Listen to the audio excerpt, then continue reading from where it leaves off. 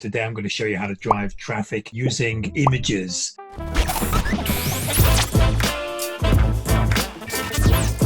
Hey guys and girls, how you doing? Hope you're well. Dan Ashdorf here, and today I'm going to be doing this in 3 different ways. 2 of these are mine. Another one is a really cool case study which I want to share with you today.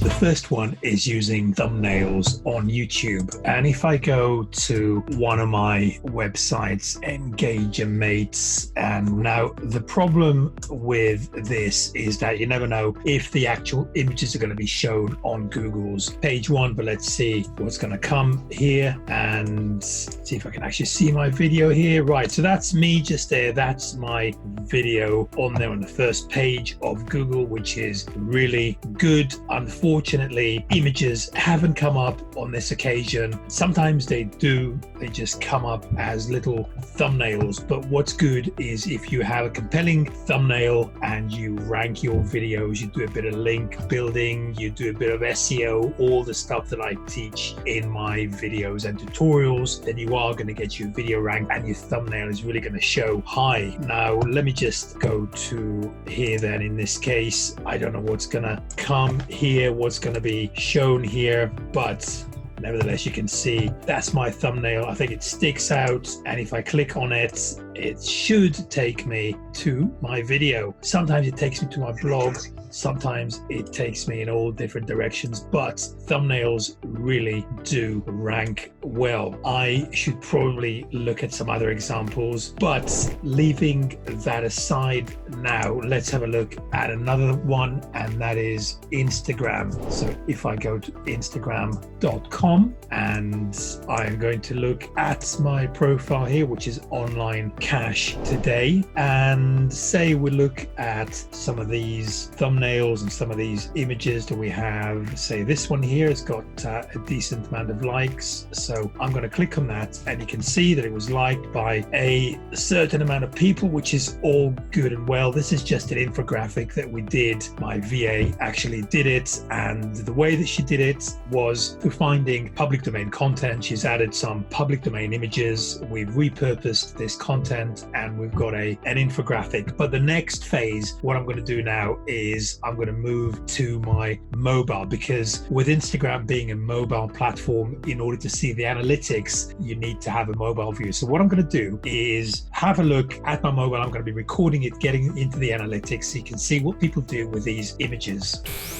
So I'm in mobile view of my Instagram account, and if you look at some of these images, you can see, if I look in view insights, you can see that they are being saved and shared quite a few times. I'm not one of the big players in Instagram. I've only got about 18,000 followers, but you can see that this one was saved 7 times, and when it gets saved, then there is a bigger chance of it going viral. You can see that 10 people have actually visited my bio, which means that it may have opted in. And let's have a look at some of the other images that I have here. So incidentally, some of these as well, even though they're not your infographic type, they are all generate profile visits and shares, so that they do it pretty much without fail. The longer back I'm going to go, the more of these engagements we're going to be seeing, and it's quite interesting to see how they actually work out between the various types of imagery. And with this one here, 31 likes and 8 shares and so on. So you can see that this really does drive traffic, and it's also viral traffic as well, which is really good for the business that we're trying to do, which is obviously generating traffic and getting leads and sales.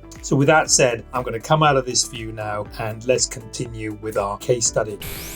I want to show you a case study which isn't something I'm actually involved with, but I just saw it and I thought it was really cool. It was created by a company called Screaming Frog. It's an SEO company, and they're actually using imagery to drive traffic. And what they did is they ran a campaign for this company here, which is called Which Mortgage Advisors. And what they did was they valued famous haunted homes. So for example, you know, this one here from Walking Dead, the TV series, and they valued it at £448,000 because of various parameters, and Amityville Horror, so 645,000, and this one here, I'm not quite sure. I know I remembered where it was from. I can't really remember where it's from now, and so on and so forth. You can see they've come up with these ideas, which really aren't that difficult. I mean, probably get one of these for maybe $20 if you can think of the idea. And the results have had, so this is Screaming Frog actually talking about the results, and they had millions of views come through, and you can see that there was a huge spike of views when they released these fictional houses. So it really does pay to think about the sort of content you're putting out, maybe try to be a little bit funny, think a little bit out of the box, because that can really drive a lot of traffic, as we've seen with these. I remember seeing actually somewhere that this generated millions and millions of views, and you need to be thinking, how do we generate traffic? So imagery is a really good way to do this. You've seen it on a smaller scale with me, with my thumbnails. You've seen how people share my content on my Instagram account, and this is on a much larger scale with a commercial SEO agency. So guys, do think about how you want to be using imagery for your business. And the last thing I want to show you now is another really good way to design infographics.